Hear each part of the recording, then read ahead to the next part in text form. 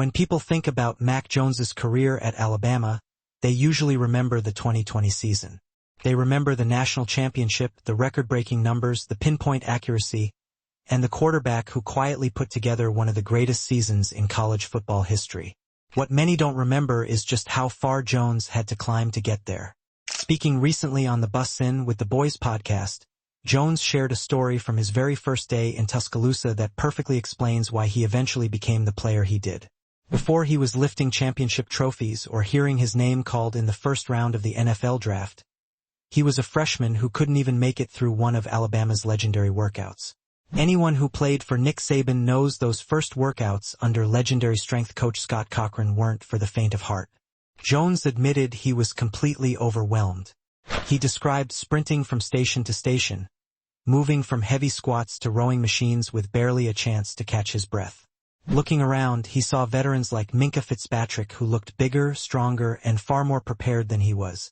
Jones even joked that he was hallucinating by the end of the workout because of how intense it was. Then came the moment that stuck with him for the rest of his Alabama career.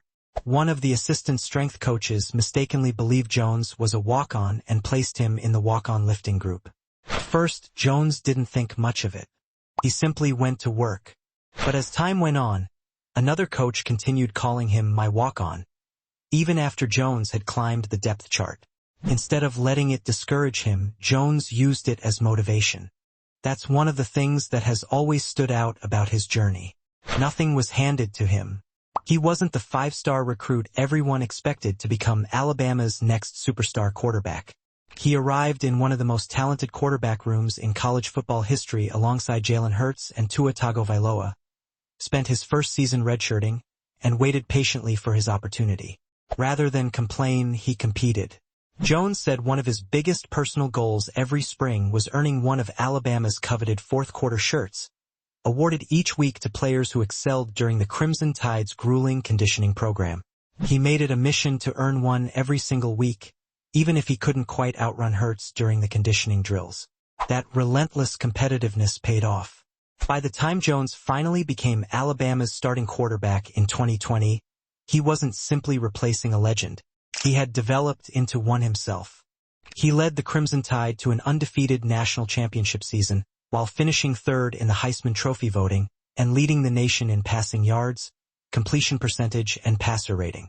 It's another reminder that Alabama's program has never been built solely on recruiting stars. It's built on development. Jones didn't become great overnight.